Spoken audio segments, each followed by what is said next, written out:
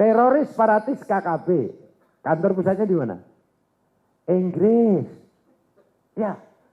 Panglimanya, pimpinannya Benny Wenda menjadi warga negara Inggris. Ahmadiyah. Kantor pusatnya di mana? Inggris. Apalagi? Syiah. Syiah yang radikal, yang anti sahabat, yang ekstrim itu. Maka disebut Syiah London karena kantor pusatnya di Inggris.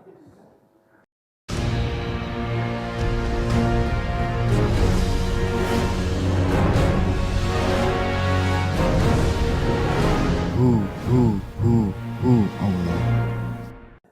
Panglima Mujahidnya kan siapa? Saya atau sampean? Iya juga. Jadi ya jenderal mantan radikal lah gitu ya. Dari sempat mau berangkat ke Afghanistan. Ya. Tetapi sebagai praktisi yang dari 2006 saya sebagai Kaden 88 anti teror Polda DIY, kemudian sekarang di BNPT ya, tapi juga pernah mengalami hal-hal atau menjadi bagian dari kelompok mereka, maka saya ingin berbagi, ingin diskusi sama teman-teman semuanya terkait tentang kajian intelijen spiritual. Nah ini nggak tahu ini Pak, ini di mana di Kominfo nggak ada itu. Nah karena begini, kalau Anda bicara cyber, ya, yang bisa Anda andalkan hanya satu, kemampuan spiritualitas kalian. Peralatan kalah, betul? Satelit punya dia, platform punya dia, ya kan? Jadi apa? Sumber daya manusia kita. Dan sumber daya manusia kita yang lemah saat ini adalah spiritualitas. Dan ini relevan dengan tugas kami di bidang pencegahan radikalisme terorisme. Karena radikalisme terorisme mengatasnamakan agama khususnya, sejatinya adalah krisis spiritualitas di dalam beragama. Mereka menonjolkan ritualitas, formalitas, identitas formal keagamaan, tapi lemah di bidang spiritualitas. Lemah di bidang ihsan.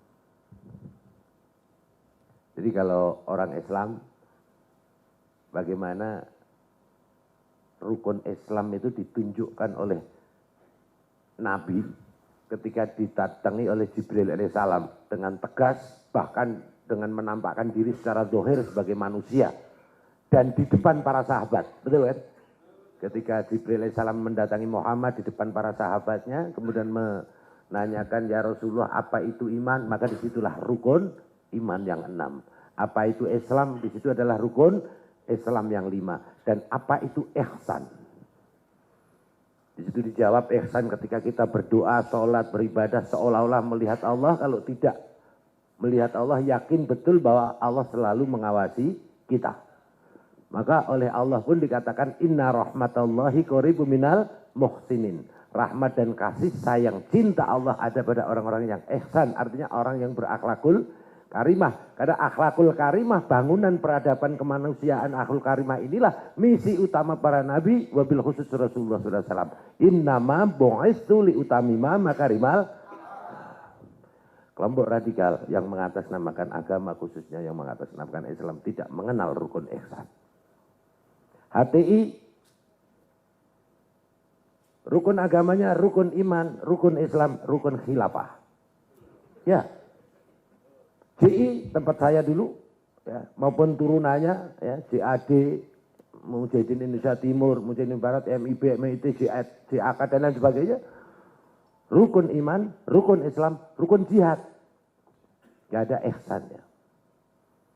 NII yang genealoginya DITII, Kartosuwiryo, ya, sempalanya ada LDII, ya, termasuk ya, Al-Zaitun CS lah sana lah, ya. Rukun agamanya Pak, rukun iman, rukun hijrah, rukun jihad. Jadi tidak wajib sholat sebelum berhijrah dari kelompok lain, baiat ke amir ataupun ustadz atau kelompok mereka. Belum wajib sholat karena dianggap belum hijrah, masih di Makkah kan gitu. Pokoknya banyak ngawuriahnya lah.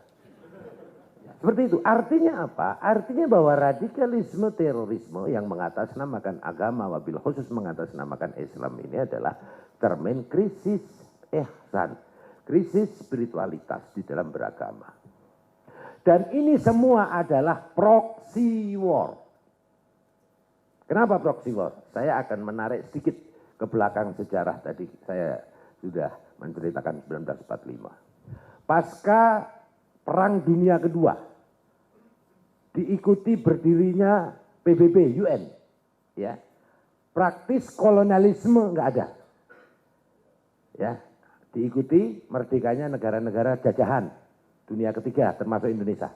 Ada yang dengan hadiah atau ada yang dengan perjuangan.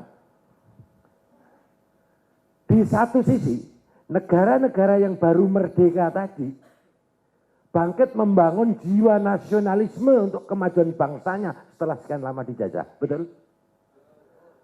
Di lain sisi, negara-negara kolonial, adidaya, adikuasa, atau negara penjajah tidak akan rela melepaskan diri atau tidak akan rela melepaskan hegemoni maupun superioritasnya supaya tetap mengkontrol mereka. Apa yang dia lakukan? Membuat, mengembangkan, dan menyebarluaskan kontra nasionalisme, antitesa nasionalisme. Apa itu? Transnasionalisme,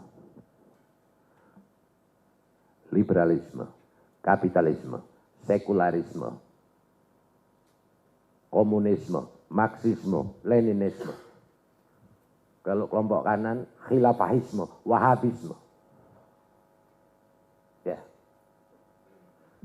Disebarluaskan ke negara-negara dunia ketiga yang kebetulan mayoritas berpenduduk Muslim. Apa yang terjadi? Kegaduhan, konflik. Kalau sudah gaduh, konflik, tidak sempat membangun, sehingga tetap depend on, ketergantungan dan di bawah kontrol mereka. Inilah yang namanya New Colonialism. Zaman Bung Karno, ya, zaman Bung Karno. 2 dekade. Beliau menggelorakan anti neolit, anti liberal, anti kapitalis. Ya. Tetapi lupa, waktu itu belum ada undang-undang anti subversif, undang-undang yang memprotek ideologi negara Pancasila. Undang-undang anti subversif baru dibuat ya tahun 63. Yaitu Undang-Undang Nomor 11 PNPS 1963 dan itu belum diterapkan sepenuhnya dalam zaman Bung Karno baru 63. Sehingga apa yang terjadi? 1945 sampai 1965 terjadi 15 kali pemberontakan yang semuanya ingin mengganti ideologi negara Pancasila. DITII Kartosuwiryo, betul? PKI Madiun, RMS Republik Maluku Selatan, PRRI, Permesta, dan lain sebagainya, termasuk ada Batalion 426. Ya. Puncaknya di G30S, beliau Orde Lama anti neolit, ya kan? Anti kapital, liberal. Ya. Tapi ketahanan nasionalnya goyah. Orde Baru. Undang-undang anti subversif nomor 11 PNPS 63 tadi diterapkan secara penuh, bahkan optimal lah ya. Sehingga ketahanan nasionalnya luar biasa, nggak ada pemberontakan. Tetapi tidak anti neolit, justru mendatangkan ataupun bekerja sama dengan neokolonialisme. Sehingga liberalisme, kapitalisme yang memunculkan oligarki, ya 1% menguasai sumber daya, ya, atau konglomerasi zaman Orde Baru. Nah, tapi ketahanan nasionalnya luar biasa. Kemudian Orde Reformasi 98. Nah ini sudah banyak lahir kalau Orde Reformasi. Harapannya Orde Lama yang baik-baik, Orde Baru yang baik-baik diakomodir, digabungkan menjadi Orde Reformasi. Yang buruk di Orde Lama, kekurangan di Orde Lama, kekurangan di Orde Baru sebagai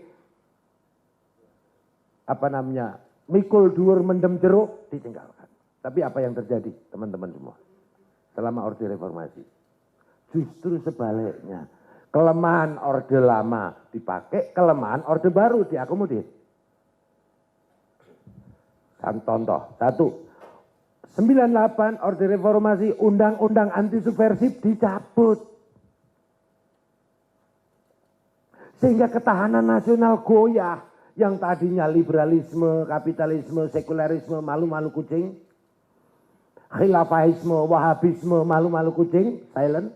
Begitu undang-undang anti subversif dicabut, masif mereka mengglorifikasi. Ditunjang digitalisasi, ditunjang teknologi informasi, transparansi, dan lain sebagainya. Ataupun iklim kebebasan dalam berdemokrasi. Itu yang pertama. Ketahanan nasional goyah. Yang kedua, Undang-Undang Dasar 1945 sebagai amanah dari para founding father diamandemen, betul?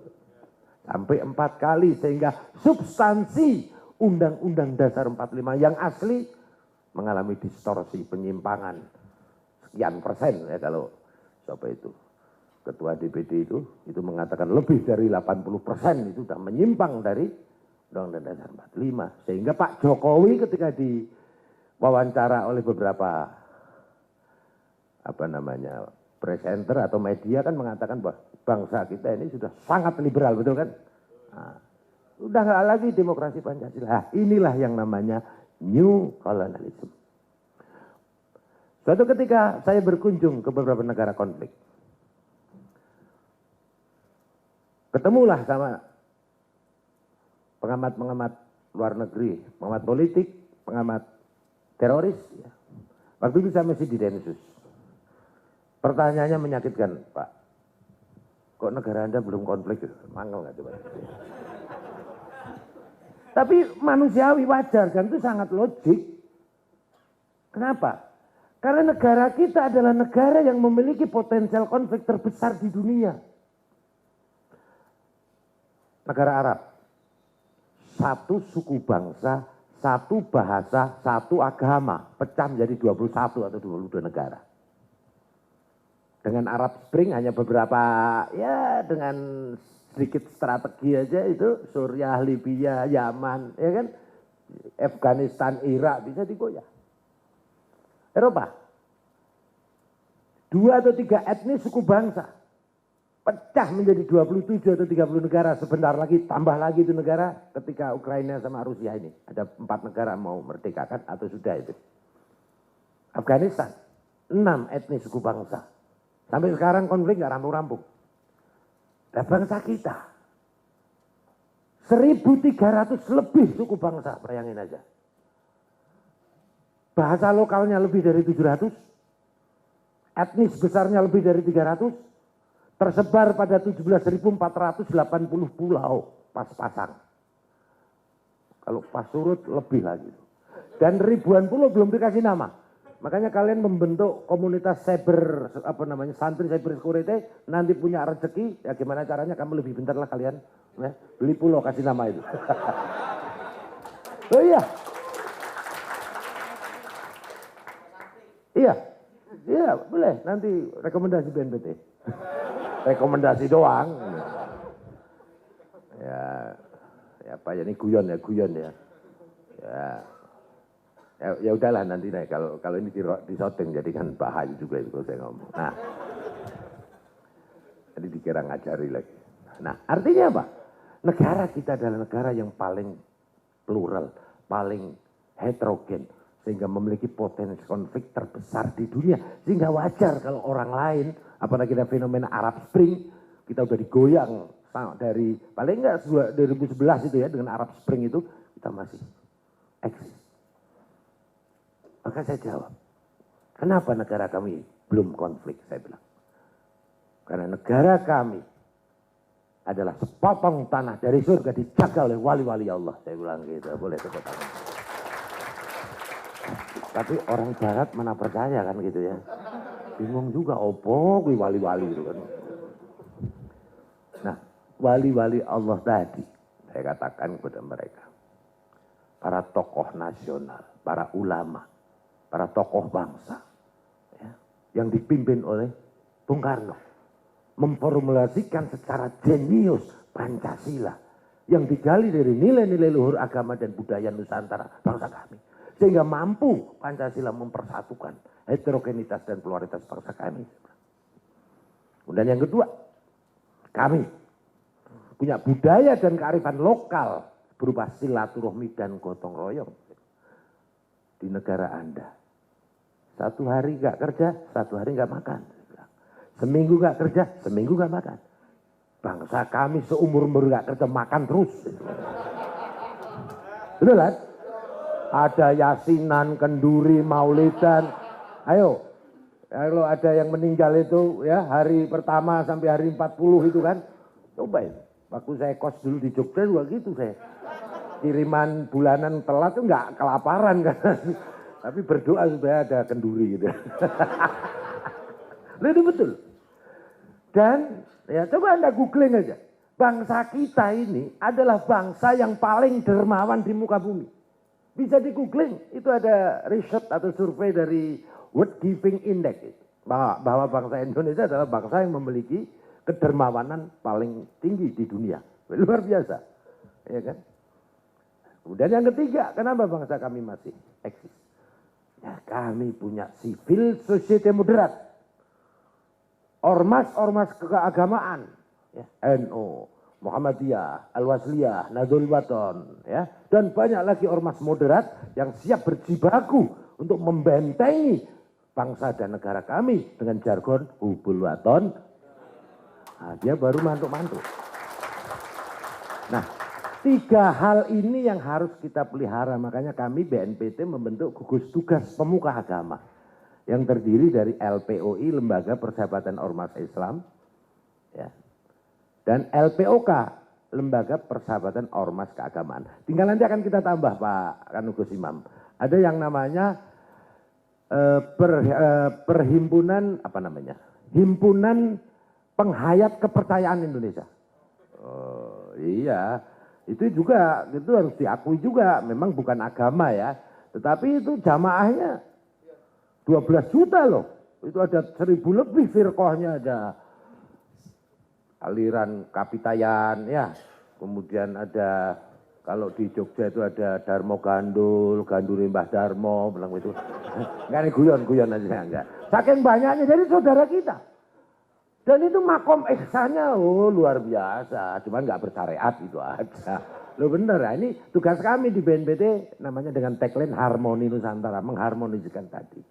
Nah, jadi ini semua sebenarnya adalah proxy war, proxy ideologi sebagai wujud atau cermin dari neokolonialisme. Ya, beruntungnya teman-teman, kita ini sudah pasca reformasi itu undang TAP MPRS nomor 25 Romawi tahun 66 tidak dicabut.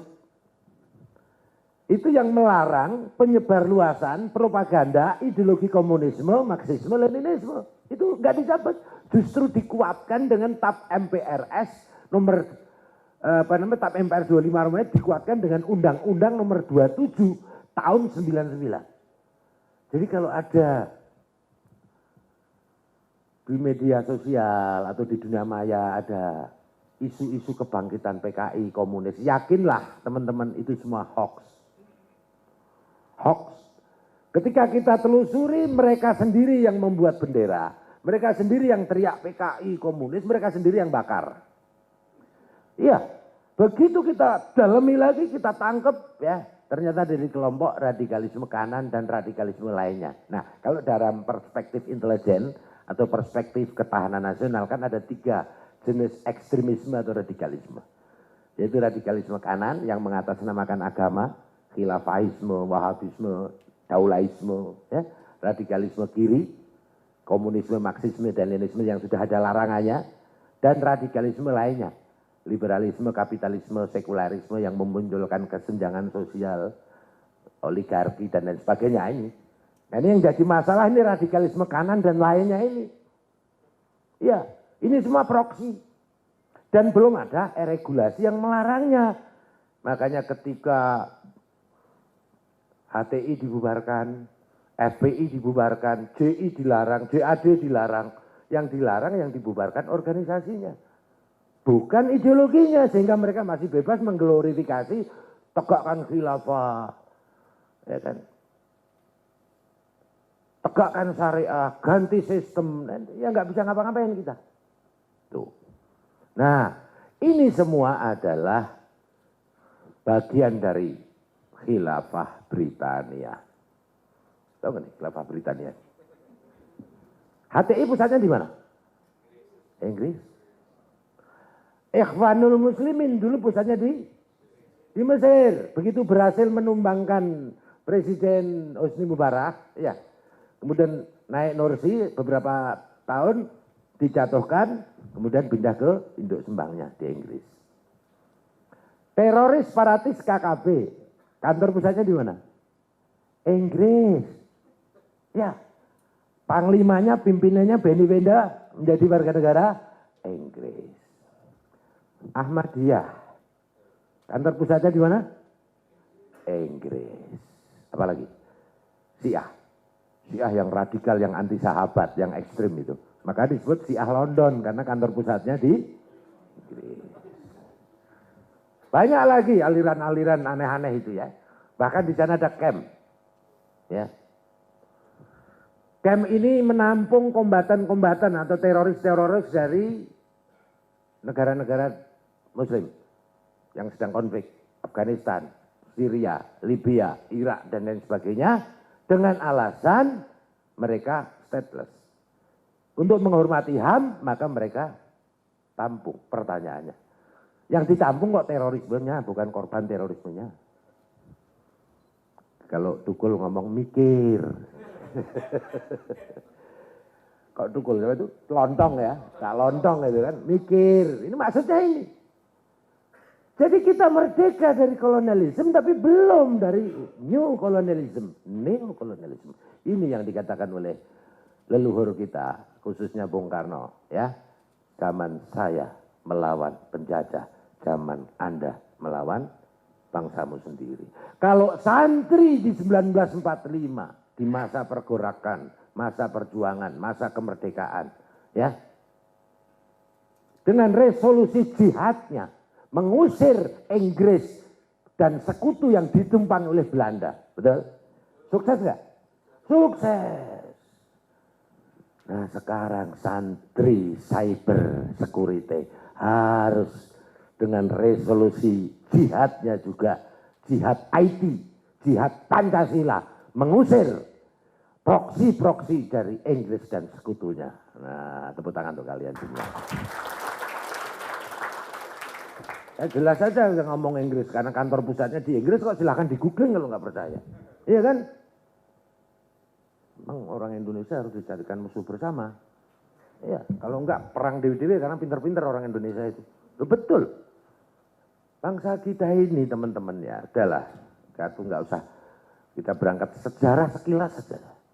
Silahkan Anda pelajari, silahkan Anda buka sejarah, mau pakai literatur yang mana, bahwa yang namanya Nusantara atau Jawa Dwipa itu pernah menguasai peradaban sebelum Masehi.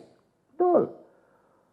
Awal Masehi di abad 1, abad 2, abad 3 itu bangsa kita itu sudah bisa membuat kapal yang mengangkut 700 ekor kuda. Bangsa lain belum ada. Bangsa barat itu masih kanibalan di gua-gua itu.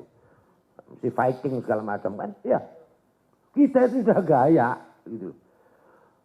Abad Masehi pertengahan ada Sriwijaya, ada Singosari, ada Majapahit. Menguasai universitas pertama kali di dunia, Majapahit. Coba. Dan secara sunatullahnya, atau bahasa sekarangnya secara teori sosial, sejarah pasti berulang nggak? Karena hidup ini kan circle, betul nggak? Sejarah pasti berulang. Yakinlah di tangan kalian semua, bangsa kita akan menguasai peradaban dunia. Nah ini tugas kalian ya. Kalau kita secara peralatan IT mungkin kita ketertinggalan tentang tinggal nanti teori metode yang sudah dilatihkan dikembangkan terus. Kami dari BNPT, dari BSSN, dari Kominfo dan dari kementerian lembaga terkait akan memfasilitasi ini ya. Akan memfasilitasi terus ya. Tetapi saya minta waktu saya di Densus saya membawai monitoring center. Sekarang di BNPT kami juga punya CCT. Ya, CCT itu apa namanya? Cyber Contra Terrorism. Mereka hebat-hebat kayak kalian lah. Bahkan tapi ada satu ya yang tidak dimiliki oleh kelompok-kelompok di luar Indonesia. Kita harus mampu menguasai Meta IT. Meta IT itu apa? Spiritual tadi. Caranya gimana? Mudah sekali. Ya, mudah sekali. Kalau kalian di depan laptop atau di depan apapun atau bermain itu, coba kalian setiap kali memiliki permasalahan, setiap kali memiliki problem atau apapun ya terkait itu, sedekah. Fasholli li rabbika wanhar. Sholat ini maksudnya ya sholat bisa sholat atau bisa komunikasi sama Tuhan, Fatihah sekali, Al-Ikhlas 3 kali, ya kalau punya duit sedekah, masukkan kantong kiri. Kalau nanti udah numpuk baru disedekahkan kepada yang berhak menerima. Dan itu yang dilakukan oleh Densus maupun anak-anak kami di CCT. Coba kalian googling ya, saya kan Densus cabang BNPT. Jadi institusi penegak hukum di bidang tindak pidana terorisme terbaik di dunia adalah Densus 88 anti teror. Lihat. Ya. Kenapa? Kenapa? Karena mereka memiliki 5 nilai dasar. Ini nilai dasarnya dan orang Densus semua hafal. 1, niat ikhlas beribadah kepada Tuhan Yang Maha Esa, Allah SWT. Yang kedua, berbakti dan mengabdi kepada orang tua, masyarakat, bangsa dan negara. Yang ketiga, disiplin, optimis, kreatif dan inovatif serta menjunjung tinggi kejujuran dan keadilan, persatuan dan kesatuan serta profesionalisme dan hak asasi manusia. Yang keempat, rendah hati dan tidak sombong, respek dan memberi solusi serta peduli sesama. Baru ditutup, kami tutup dengan taat dan patuh pada pemimpin dan hukum. Nah ini ada hukumnya. Karena kalau nggak ada hukumnya nanti ya kayak itu, Irjen itu. Ya kan? Taat kepada pimpinannya, lupa kalau ada hukum. Tapi itu bukan Densus gitu loh. Nah 5 nilai dasar tadi sekarang kami bawa ke Direktorat Pencegahan. Ya makanya alhamdulillah atas ridho Allah, atas syafaat dari para aulia-aulia Allah ya. Makanya tadi MC ya. Syafaat itu nggak usah ditunggu nanti kesuwen. Syafaat itu dari sekarang. Ingin tahu dalilnya? Ya. Al-Maidah 56. 56 bukan 51. Kalau 51 jadi Ahok nanti.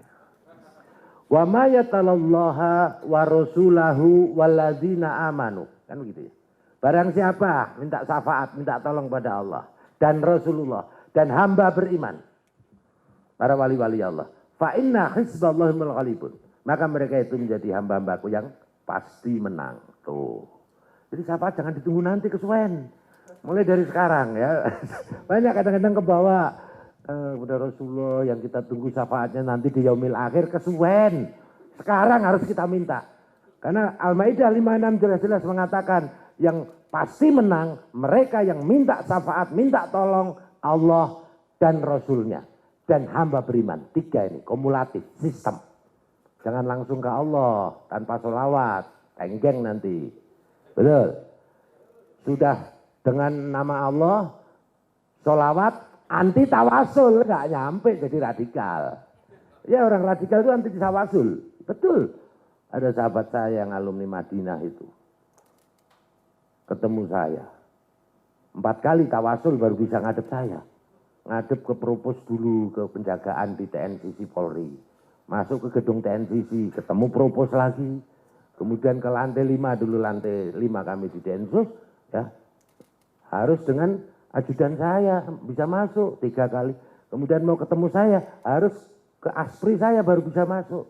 Saya bilang, terus mereka bilang, Tur Wahid, kenapa susah banget ya mau ketemu kamu? Nah, saya bilang, Antum yang sudah hafid Quran aja mau ketemu Nur Wahid, sahabatmu harus tawasul 4 kali. Bagaimana antum anti tawasul untuk ketemu Tuhan? Itu udah.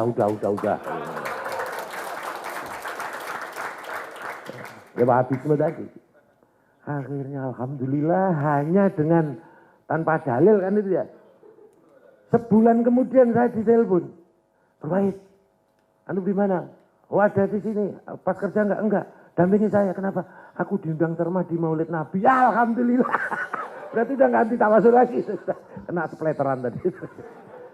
Nah, seperti ini, narasi-narasi seperti ini. Kenapa? Kelompok radikal terorisme itu ciri dan indikasinya pertama, mereka anti Pancasila dan pro ideologi transnasional, khususnya ideologi khilafah. Kalau yang teroris separatis, ini tugas kalian juga, karena mereka juga proksi, ya. Mereka berarti anti Pancasila dan pro atau simpatisan, OPM atau KKB.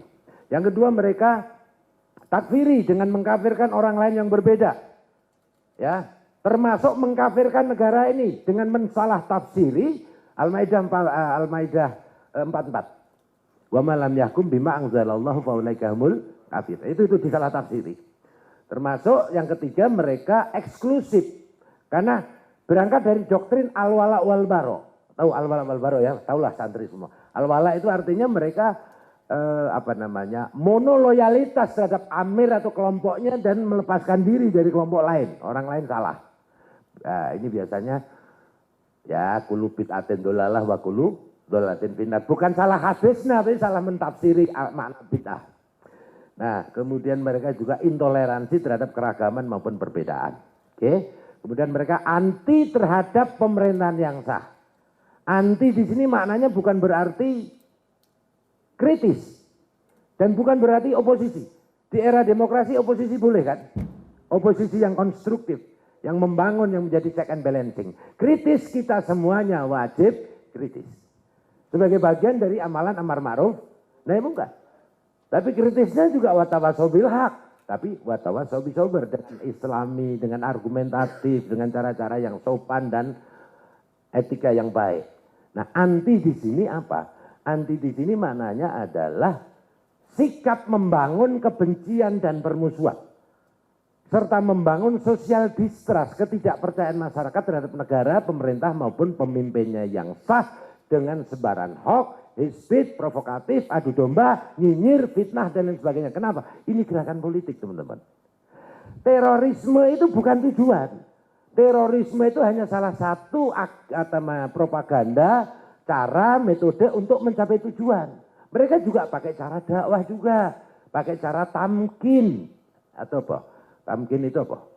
Mengambil pengaruh atau infiltrasi lah ya. Mereka juga takiyah dengan melalui demokrasi. Mereka ini tujuannya adalah gerakan politik kekuasaan yang ingin mengambil alih kekuasaan dan ingin mendirikan negara agama menurut versi mereka. Ingin mengganti ideologi negara Pancasila dengan ideologi agama atau khilafah menurut versi mereka. Dengan cara bagaimana? Dengan cara memanipulasi, mendistorsi, dan mempolitisasi agama. Hati-hati doktrinnya ya, ini potensi pada setiap individu manusia itu virus ini. Ya. Dan sekali lagi saya tegaskan bahwa radikalisme dan terorisme mengatasnamakan agama, khususnya yang mengatasnamakan Islam. Yakinlah teman-teman, adalah fitnah bagi Islam. Ya, fitnah bagi Islam. Karena benar-benar bertentangan dengan nilai-nilai Islam yang rahmatan lil, yang akhlakul, yang wajib kubulatan minal iman. Meskipun bukan hadis, tapi saya yakin itu adalah substansi daripada agama atau Islam itu sendiri. Mereka memecah belah umat beragama dan memunculkan fobia terhadap agama atau Islamofobia. Nah, mereka kekuatannya sampai sekarang ya yang masuk dalam kategori indeks potensi radikalisme ada 12,2% dari 274 juta penduduk. Berapa kira-kira? 33 juta dengan ciri dan indikasi tadi. Kalau terorismenya teman-teman itu hanya sekitar 13 sampai 15 ribu yang sudah masuk dalam DTTOT. Daftar terduga terorisme dan organisasi terorisme. JI, JAD dan lain sebagainya ini. Tapi yang ini, yang OTG, belum. Dan tidak bisa diapa-apain. Maka apa yang kita lakukan? adalah kesiapsiagaan nasional dengan memberikan vaksinasi ideologis kepada umat moderat, masyarakat awam. Yang kedua, ini kalian nanti bertugas nih. Kontraradikalisasi yang berisi kontra narasi, kontra ideologi, dan kontra propaganda terutama melalui dunia maya. Saya itu pengen teman-teman itu kalau sudah punya kemampuan hacker, sebagai hacker, itu nge-hack mereka. Walaupun muncul lagi, hack lagi, muncul lagi, enggak apa-apa. Karena memang itu yang bisa dilakukan. Kita nggak bisa menangkap, nggak bisa proses hukum. Itu yang membedakan kita dengan Malaysia, dengan Singapura. Maka kalau ada yang bisa memberikan informasi, pernahkah di Malaysia atau Singapura pernah terjadi aksi terorisme? Pernah? Kenapa? Karena mereka memiliki ISA, Internal Security Act. Undang-undang seperti undang-undang anti subversifnya kita dulu yang sudah dicabut. Makanya ada oknum, ya, ada seorang oknum penceramah atau ustadz yang sangat terkenal yang ditolak masuk ke Singapura, betul? Siapa itu? UAS, ya. Harusnya yang bersangkutan bersyukur. Harusnya bersyukur ditolak itu. Kenapa? Karena kalau yang bersangkutan sempat masuk, kemudian berceramah dan terbukti intoleran dan segregatif dalam ceramahnya, langsung ditangkap 2 tahun tanpa proses hukum. Karena undang-undang ISA. Kita dulu ada undang-undang anti subversif yang sudah dicabut. Ya, jadi mereka kelompok-kelompok atau namanya negara-negara tetangga kita itu punya regulasi yang bisa untuk melakukan preemptive justice. Artinya melakukan tindakan hukum untuk mencegah terhadap mereka yang sudah terpapar paham radikal tadi. Sementara kita baru punya yang namanya undang-undang yang bisa dilakukan untuk preventive justice, belum preemptive justice. Artinya apa? Artinya kita menangkap, ya, kemudian menindak, memproses hukum sebelum melakukan aksi teror terhadap jaringan teror. Yang OTG, yang 12,2% dari penduduk Indonesia belum bisa diapa-apain. Tugas kalian semuanya nanti untuk melakukan kontra narasi, kontra propaganda, dan kontra ideologi di dunia maya. Mereka selalu memanipulasi dan mendistorsi. Mendistorsinya begini. Saudara-saudara kita yang masyarakat awam itu kan sering ditanya. Milih mana? Ideologi Islam atau ideologi Pancasila? Kira-kira orang awam milih mana? Ideologi Islam atau ideologi Pancasila? Angkat tangan yang mengatakan ideologi Islam. Yang milih ideologi Islam angkat tangan. Yang milih ideologi Pancasila angkat tangan. Nah, itu yang namanya, tapi kalau yang ini santri udah kuat, udah kebal gitu loh. Kalau orang awam pasti milih ideologi Islam. Pertanyaannya, Islam itu ideologi atau agama?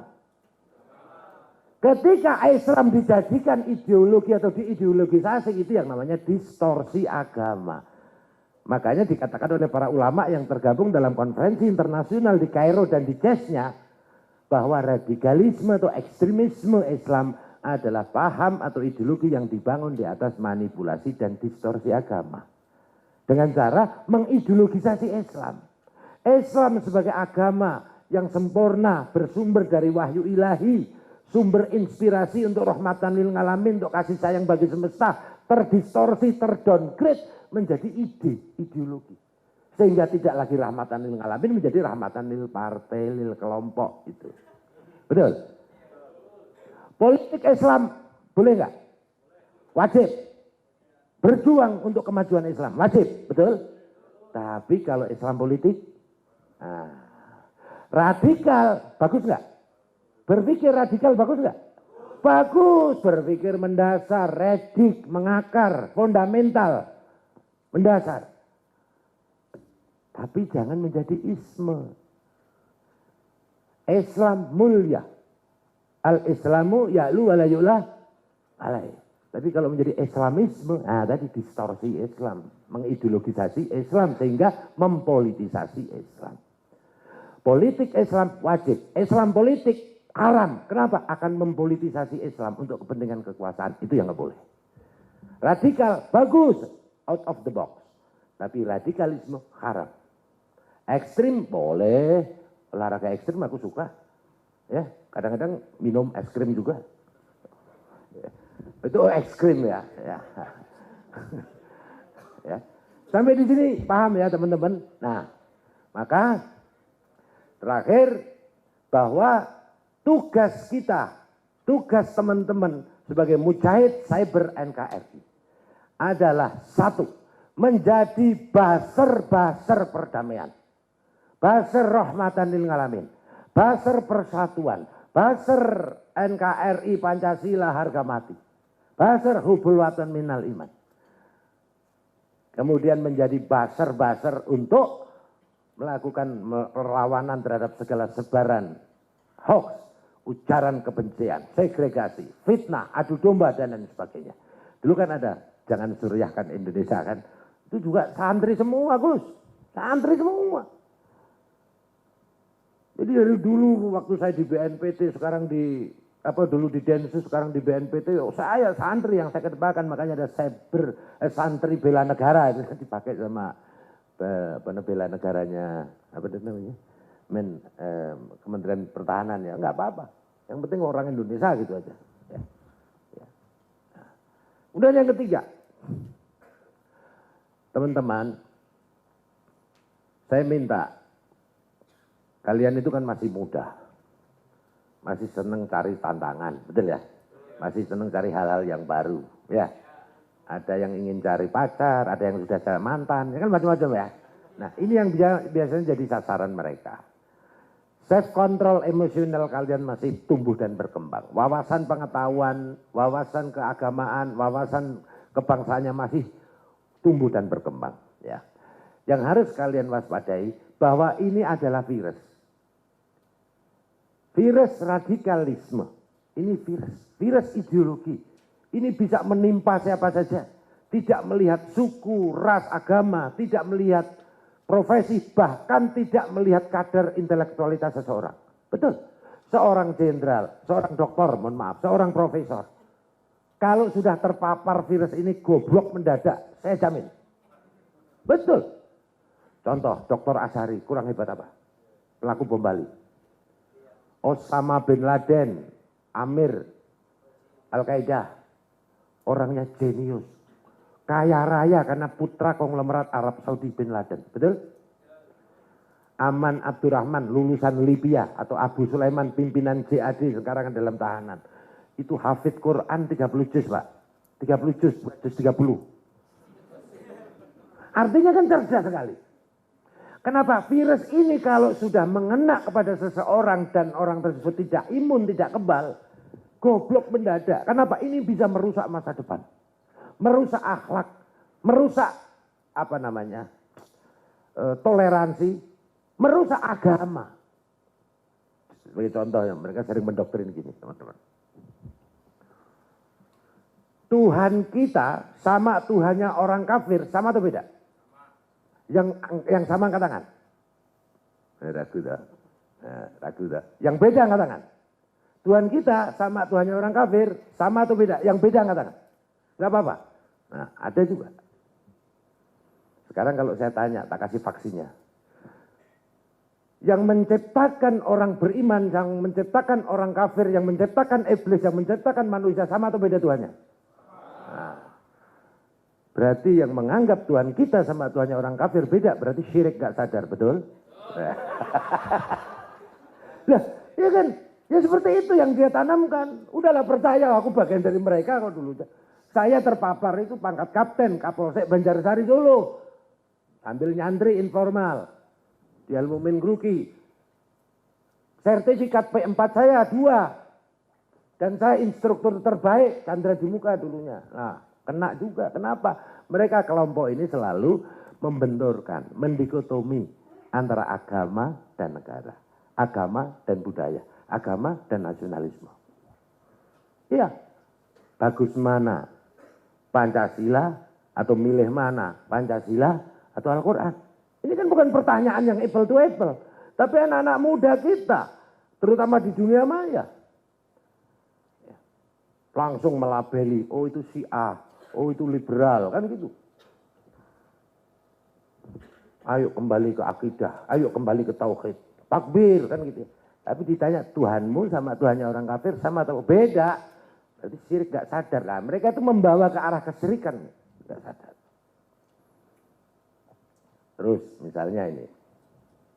Ini untuk narasi kalian nantinya di dunia maya nih. Wa ma lam yahkum bima anzalallahu faulaika humul. Barang siapa tidak menerapkan hukum Allah, maka mereka adalah orang-orang kafir. Betul ya? Nah, ditanya. Hukum Allah itu hukum yang melarang segala kemaksiatan. Betul? Barang siapa, termasuk negara, yang tidak menerapkan syariat Allah, hukum Allah pasti banyak kemaksiatannya. Contoh di Indonesia, banyak nggak korupsi? Banyak nggak? Banyak nggak narkoba? Banyak homer? Pelacuran? Karena Indonesia belum menerapkan hukum Allah. Maka apa yang dikatakan oleh Al-Maidah 44 berarti negara kita masih dianggap negara kafir. Betul? Nah. Betul nggak? Jadi seperti itu. Mereka mendoktrinya kepada masyarakat seperti itu. Nah bagaimana nanti memvaksinnya? Mudah sekali. Apa itu hukum Allah? Apa itu syariat Allah? Ya, garis besarnya syariat Allah, hukum Allah itu ada hukum yang melarang semua bentuk kemaksiatan. Betul? Sekarang pertanyaannya. Di Indonesia, homer dilarang nggak? Dilarang. Pelacuran dilarang nggak? Dilarang. Korupsi dilarang nggak? Dilarang. Narkoba dilarang. Lah kalau udah dilarang, berarti negara kita sudah substansinya melarang semua kemaksiatan. Berarti sebenarnya sudah berdasarkan syariat Allah. Atau mungkin ditambahi untuk mendoktrin mereka. Zaman Nabi, ya kan gitu ya. Sudah berdasarkan hukum Allah, oh sudah kan gitu ya. Pertanyaannya Ustaz, zaman Nabi ada nggak pelacuran? Ada. Pencurian? Ada. Bahkan Nabi dengan tegas mengatakan jikalau Fatimah yang mencuri, saya sendiri yang memotong tangannya. Artinya apa? Beliau meyakini atau beliau ingin mendeklarasikan bahwa saking banyaknya pencurian saat itu sehingga beliau sampai tegas mengatakan begitu. Homer banyak, ya kan? Ayo, apakah zaman Nabi juga sebagai negara kafir? Apalagi ditambahkan, apakah zaman Nabi menggunakan syariat Islam atau menggunakan berdasar Al-Quran atau piagam Madinah? Nah udah bingung. Ya karena memang mereka itu sebenarnya OTG. Tahu nggak OTG? OTG itu kalau di dalam konteks Al-Quran itu ala innahum humul mufsiduna walakila yashmurun. Surat 2 ayat 1-2. Jangan digabung loh ya. Kalau digabung jadi berapa itu? 212. Al-Baqarah ayat 12. Ingatlah sesungguhnya mereka itu orang-orang yang membuat kerusakan di muka bumi tetapi tidak menyadari, maka OTG. Itu terus terang aja. Loh betul nggak coba dibuka? Betul nggak sih?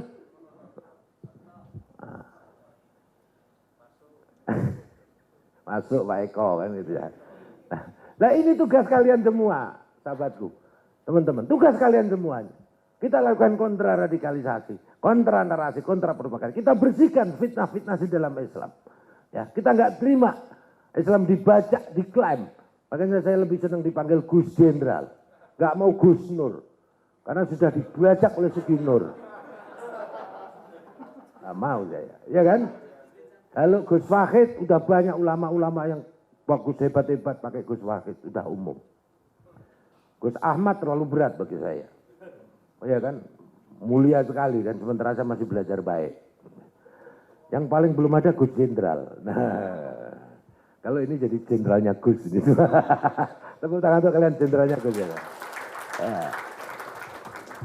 Nah, jadi itu ya, satu kalian semua harus jadi baser, ya baser perdamaian, persatuan, akhlakul karimah dan lain sebagainya, baser untuk melawan segala ujaran kebencian, hoax, fitnah dan lain sebagainya. Dan kalian harus menjadi baser-baser untuk kontra narasi dan kontra propaganda, kemudian melawan segala neokolonialisme tadi. Gimana caramu kalian lebih hebat? Ya, ya. Jadilah Robin Hood yang syar'i. Wah, apa itu Robin Hood yang syar'i itu kan gitu ya? Nggak perlu saya terjemahkan karena lebih pinter lah kan gitu aja. Ya. Nah, dan yang paling terakhir bahwa radikalisme, terorisme, ya, sebagai cermin krisis spiritual, krisis ihsan, krisis akhlak, krisis moral, ya, ini adalah menjadi musuh agama dan musuh negara. Makanya sekali lagi tepuk tangan untuk Gus Imam Pituduh. Beliau dan tim yang membuat lagu-lagu ini, ya, makanya ini dipuji sama Buya Said, Kiai Said, ya, Akil Sirat itu ya. Wah, ini mesti imam nih yang buat katanya. Termasuk yang membuat apa itu? Mujahid NKRI, ya, lagu Mars Mujahid NKRI, ya. Mereka menjadi musuh, ya, radikalisme terorisme mengataskan Islam adalah musuh Islam, ya. Polanya sama, ya. Ini kalau dibiarkan akan membuat konflik suatu bangsa, ya. Seperti yang terjadi di negara-negara konflik, di mana sebelum terjadi konflik didahului oleh marak dan masifnya radikalisme terorisme mengatasnamakan Islam. Kemudian kolaborasi dengan pihak-pihak yang anti pemerintahan yang sah dan terjadi intervensi asing. Ya, Dewan Suronya yaitu Khilafah Britania tadi, dan viziahnya yaitu Amerika dan Barat. Oke, ini yang menjadi neokolonialisme. Saya ngomong terus terang aja, ya, karena memang sudah saatnya kita bersatu melawan common enemy, musuh bersama kita, yaitu neokolonialisme, yaitu mereka musuh agama dan musuh negara. Musuh negara kenapa? Mereka huruf keluar dari komitmen berbangsa, keluar dari konsensus nasional Indonesia, yaitu Pancasila, Bhinneka Tunggal Ika, NKRI, harga mati dan Undang-Undang Dasar 1945. Saya mau tanya, demi stabilitas ketahanan nasional bangsa Indonesia, yaitu kondisi dinamis yang meliputi seluruh aspek kehidupan berbangsa, ideologi, politik, sosial, ekonomi, hukum, pertahanan, keamanan, ipolek sosbudkeun hamkam, maka ketahanan nasional tersebut harus ulet dan tangguh. Sepakat? Untuk ulet dan tangguh, maka kita butuh regulasi, ya, yang melarang semua ideologi yang bertentangan dengan ideologi negara sebagai karya jenius para aulia-aulia Allah. Sepakat? Angkat tangan yang sepakat kalau kita punya regulasi yang melarang semua ideologi yang anti Pancasila. Ya, angkat tangan. Alhamdulillah, tepuk tangan untuk kalian.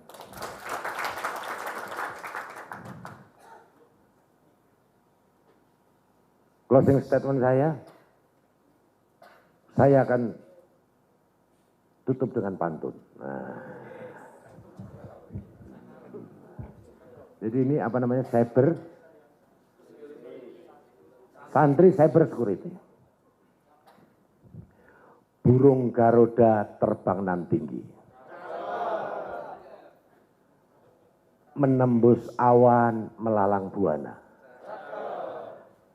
Santri cyber security bersatu membangun negeri. Insya Allah Indonesia aman, damai dan sejahtera. Makasih. Wallahul muwaffiq ila aqwamit thoriq. Assalamualaikum warahmatullahi wabarakatuh. Waalaikumsalam warahmatullahi wabarakatuh. Nah, ada pertanyaan enggak? Enggak, bertanya dulu, dikasih waktu pertanyaan dia. Saya tahu dia sudah ini lihat ini ingin bertanya. 1 atau 2 atau 3 pertanyaan boleh. Ya, silakan untuk sesi bertanya. Ada yang ingin bertanya? Ya.